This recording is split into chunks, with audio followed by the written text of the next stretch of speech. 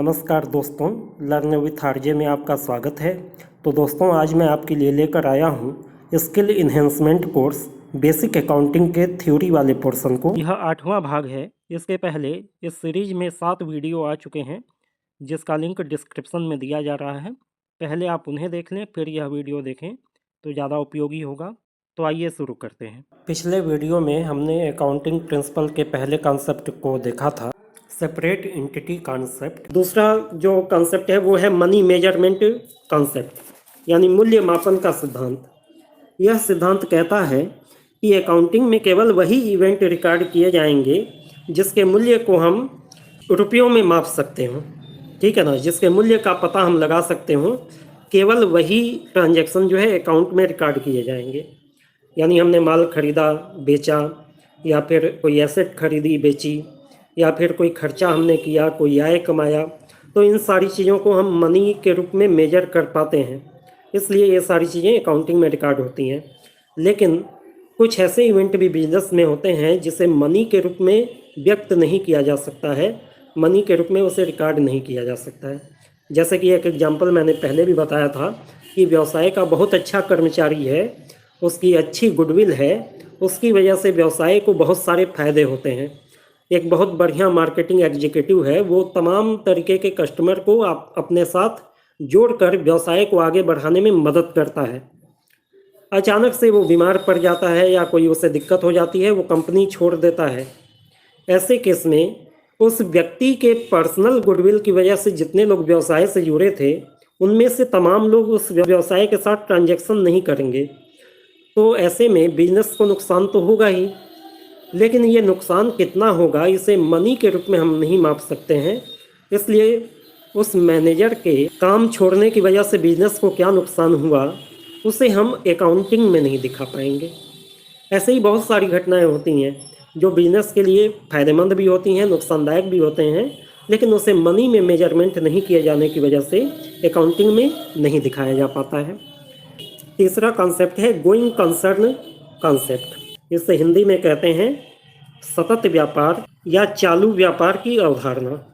तो ये सिद्धांत ये बताता है कि कोई भी बिजनेस जब चालू किया जाता है तो ये मान के चला जाता है कि बिजनेस लगातार काम करता रहेगा। कोई भी व्यक्ति व्यापार चालू करते वक्त ये नहीं सोचकर व्यापार चालू करता है कि भाई हम 1 साल के लिए व्यापार चलाएंगे या 5 साल के लिए चलाएंगे, उसके बाद बंद कर देंगे। कोई भी व्यक्ति ये सोच के व्यापार चलाता है कि हम व्यापार चालू कर रहे हैं तो ये अनंत काल तक चलता रहेगा, जब तक इसका जीवन है तब तक चलता रहेगा। अब जीवन कब तक है, ये निर्भर करता है कि कब तक कंपनी या व्यवसाय कॉम्पिटिटिव रूप से मार्केट में एग्जिस्ट कर सकता है। बहुत सारे व्यवसाय हैं सैकड़ों साल से चल रहे हैं, बहुत सारे व्यवसाय हैं चालू होने के कुछ महीने बाद या कुछ साल बाद बंद हो जाते हैं। लेकिन अकाउंटिंग करते वक्त हमेशा ये मान के चला जाता है कि व्यवसाय अनंत काल तक चलेगा। इसके बाद चौथी बात आती है अकाउंटिंग पीरियड कॉन्सेप्ट। ये गोइंग कंसर्न कॉन्सेप्ट से ही रिलेटेड है। इसे हिंदी में कहते हैं लेखांकन अवधि का सिद्धांत। इस सिद्धांत के अनुसार ये माना जाता है कि व्यवसाय को लंबे समय तक चलना है, इसलिए अकाउंटिंग करने के नज़रिए से व्यवसाय के टोटल पीरियड को छोटे छोटे अवधि में बांट लिया जाता है, एक बराबर अवधि में बांट लिया जाता है। जनरली 12 मंथ यानी 1 ईयर की पीरियड को बांटा जाता है और हर उस अवधि के लिए अकाउंटिंग अलग की जाती है। उस अवधि के अंत में फाइनल अकाउंट बनाए जाते हैं। फाइनल अकाउंट मतलब प्रॉफिट एंड लॉस अकाउंट बनाकर ये पता लगाना कि उस अवधि में हमने कितना प्रॉफिट कमाया, और इसके अलावा बैलेंस शीट बनाकर हर साल के अंत में हमारी फाइनेंशियल पोजीशन क्या है इसको पता लगाना। इसके बाद 5वीं बात आती है लागत की अवधारणा। इसे हिंदी में कहते हैं कॉस्ट या हिस्टोरिकल कॉस्ट। ये कॉन्सेप्ट हमें ये बताता है कि जब भी हम कोई एसेट को खरीदते हैं, कोई संपत्ति खरीदते हैं, कोई मकान खरीद लिया, कोई फर्नीचर खरीद लिया, मशीन, लैंड, बिल्डिंग, कुछ भी हमने एसेट खरीदी, किसी भी एसेट को बैलेंस शीट में जब हम दिखाते हैं तो उसे खरीदे गए भाव पर ही दिखाया जाता है। मान लीजिए आज के दिन हमने कोई एसेट खरीदा, 1 लाख का आज हमने खरीदा और अगले साल तक उसकी प्राइस जो है 1.5 लाख रुपए हो गई है। तो अब यहाँ पे हमारी दिक्कत आएगी कि भाई हमने तो खरीदा था 1 लाख में और प्राइस वो 1.5 लाख आज के दिन हो गई है, तो साल के अंत में हम प्राइस कितना दिखाएं, 1 लाख दिखाएं कि 1.5 लाख दिखाएं। तो कास्ट या हिस्टोरिकल कास्ट कॉन्सेप्ट यहाँ पे आ जाता है और ये कहता है कि एसेट को कभी भी आप ओरिजिनल कास्ट पे दिखाइए, यानी कि जिस रेट पर आपने वास्तव में खरीदा है उसी रेट पर आपको एसेट को बैलेंस शीट में दिखाना है। बेस वैल्यू वही रहेगी और इसमें से आप डेप्रिसिएशन को माइनस कर दीजिए। डेप्रिसिएशन क्या होता है कि जब भी कोई एसेट यूज की जाती है तो उसमें कुछ घिसावट होती है, कुछ उसकी क्वालिटी में गिरावट आती है और इस गिरावट की वजह से उस एसेट का यूजफुल लाइफ कम होता है। ठीक है, तो इस घिसावट की रकम कि हमें 1 साल हमने एसेट यूज किया तो 1 साल के दौरान इसका कितना परसेंट लाइफ हमने कम कर दिया, उसके आधार पे उसके मूल्य को कम किया जाता है, उसी को डेप्रिसिएशन कहा जाता है। तो इस कॉन्सेप्ट के आधार पर बेस प्राइस में से डेप्रिसिएशन को माइनस करके जो नेट वैल्यू बचती है उस पर ही एसेट को बैलेंस शीट में दिखाया जाता है। इसके बाद अगला कॉन्सेप्ट है ड्यूअल एस्पेक्ट कॉन्सेप्ट। इसे हिंदी में कहते हैं द्विपहलू अवधारणा। इसे एक और नाम दिया जाता है द्विपक्षीय अवधारणा। यह अवधारणा या यह सिद्धांत हमें यह बताता है कि जब भी कोई बिजनेस ट्रांजैक्शन को रिकॉर्ड किया जाता है तो ऐसे में हमेशा उसका 2 जगह पे प्रभाव दिखाना पड़ता है। एक जगह कुछ बढ़ता है, एक जगह कुछ कम होता है। तो इसी को नाम दिया गया है अकाउंटिंग में डेबिट और क्रेडिट। तो हर एक ट्रांजैक्शन का 2 इफेक्ट होगा, एक इफेक्ट डेबिट होगा और दूसरा इफेक्ट क्रेडिट होगा। और कोई भी ट्रांजैक्शन को रिकॉर्ड करते वक्त हम कम से कम एक अकाउंट को डेबिट करेंगे यदि, तो दूसरे अकाउंट को हमें क्रेडिट भी करना पड़ेगा, तभी हमारा अकाउंटिंग सही काम कर पाएगा। यानी हर ट्रांजैक्शन के 2 पहलू होते हैं, एक पहलू डेबिट होता है, दूसरा पहलू क्रेडिट होता है। यानी एक जगह से हमारे एसेट लायबिलिटी या इनकम एक्सपेंसेज में कहीं ना कहीं कोई वृद्धि होती है तो दूसरी जगह कहीं ना कहीं कमी भी होती है और इन दोनों ही इफेक्ट को हमें अकाउंटिंग करते वक्त रिकॉर्ड करना पड़ता है। इसके बाद अगला कॉन्सेप्ट है प्राप्ति की अवधारणा। इसे रेवेन्यू रिकॉग्निशन कॉन्सेप्ट कहते हैं या रियलाइजेशन कॉन्सेप्ट भी कहते हैं। यह अवधारणा हमें ये बताता है अकाउंटिंग के नज़रिए से रेवेन्यू रिकॉग्निशन कब माना जाएगा, जब हमने माल को बेचा और माल के स्वामित्व का ट्रांसफ़र हमने कर दिया। यानी अभी हमारे पास माल है, हमारे स्वामित्व में है, हमने किसी ग्राहक को माल बेचा और उसे दे दिया तो उसका स्वामित्व अब उस ग्राहक के पास आ गया। तो यहाँ पे वो उधार भी माल खरीद सकता है, उस समय पेमेंट नहीं भी करेगा, और कैश भी माल खरीद सकता है, यदि कैश खरीदेगा तो तुरंत पेमेंट कर देगा। तो अब वास्तव में उस ट्रांजैक्शन को पूरा कब माना जाएगा या कब माना जाएगा कि रेवेन्यू हमको हो गया। तो इस कॉन्सेप्ट के अनुसार जैसे ही स्वामित्व का ट्रांसफ़र हो जाता है वैसे ही मान लिया जाता है कि हमने रेवेन्यू को कमा लिया है। इसके लिए पेमेंट मिलने की आवश्यकता नहीं है। ये नहीं है कि जब आपको पेमेंट मिलेगा तभी आप कहेंगे कि हमें रेवेन्यू हो गया। यदि उधार माल खरीदा गया है, उसका पेमेंट अभी नहीं भी मिला है, तो जिस डेट में आपने सामान ग्राहक को सौंप दिया उसके स्वामित्व में वो सामान आ गया, उसी दिन मान लिया जाएगा कि आपने रेवेन्यू को जनरेट कर लिया है, रेवेन्यू आपको मिल गया है। तो ये तो हो गया माल के संदर्भ में या किसी एसेट के संदर्भ में। कई बार ऐसा होता है कि इनकम और एक्सपेंसेज के संदर्भ में देखना पड़ता है किसी इनकम को कब हम माने कि हमें रेवेन्यू जनरेट हो गया है। तो इसका नियम ये है कि यदि कोई रेंट आपको मिल रहा है, कमीशन मिल रहा है या इंटरेस्ट मिल रहा है या फिर कोई भी और आपको इनकम हो रही है, तो उसके रेवेन्यू के रियलाइजेशन को टाइम बेस पर देखा जाता है। मान लीजिए मार्च महीने में आपको रेंट मिलना चाहिए, तो मार्च महीना बीतते ही मान लिया जाएगा कि आपने मार्च का किराया कमा लिया है। भले वो कैश में आपको नहीं मिला हो, पाना आपको बाकी हो, लेकिन अकाउंटिंग के नज़रिए से मान लिया जाएगा कि वो किराया आपने कमा लिया है, क्योंकि उस पीरियड में किराएदार ने उस संपत्ति का यूज किया है। इसके बाद बात आती है मैचिंग कॉन्सेप्ट। इसे हिंदी में कहते हैं मिलान की अवधारणा।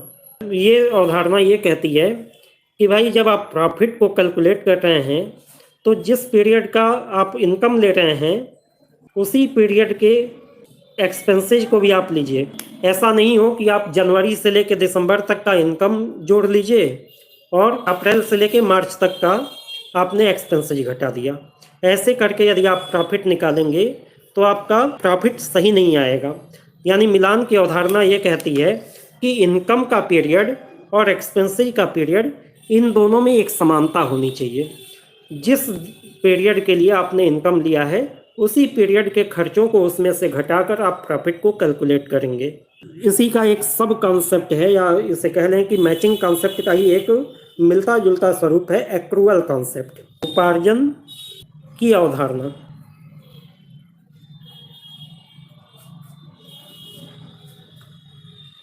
इस कॉन्सेप्ट के अनुसार वास्तव में खर्चा जिस पीरियड का है उसी पीरियड में दिखा देना चाहिए, भले वो हुआ हो या नहीं हुआ हो।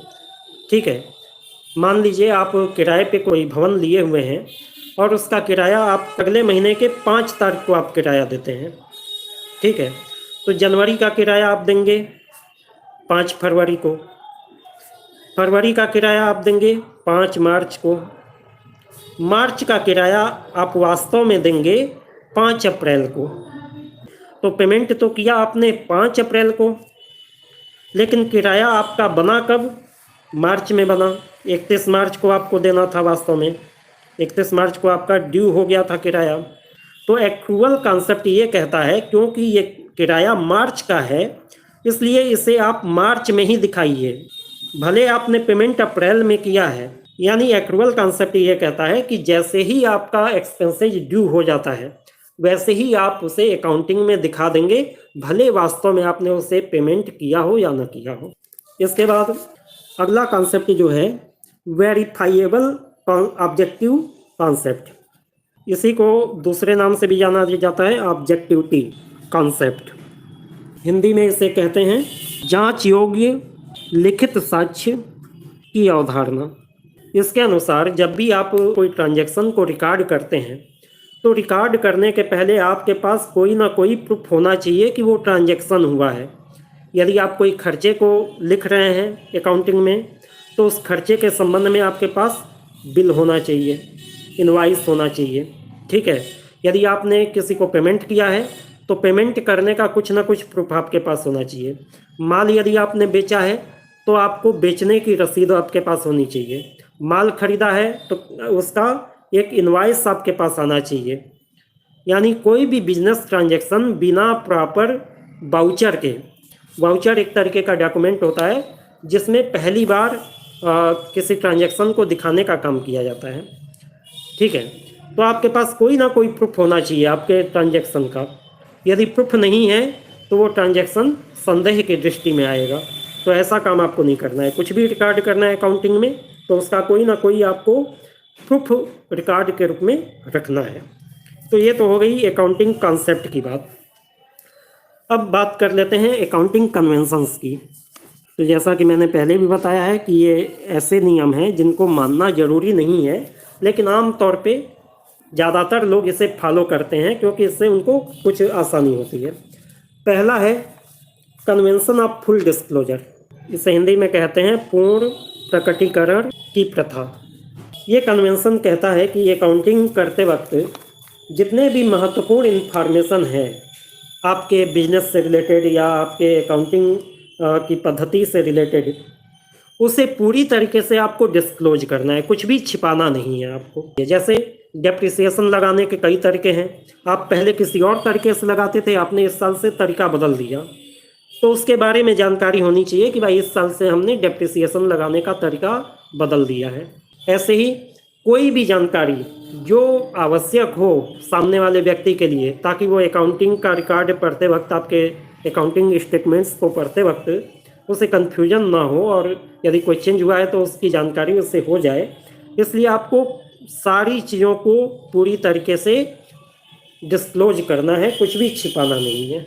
दूसरी प्रथा ये है कन्वेंशन ऑफ मटेरियलिटी, आवश्यकता या सारता का परंपरा।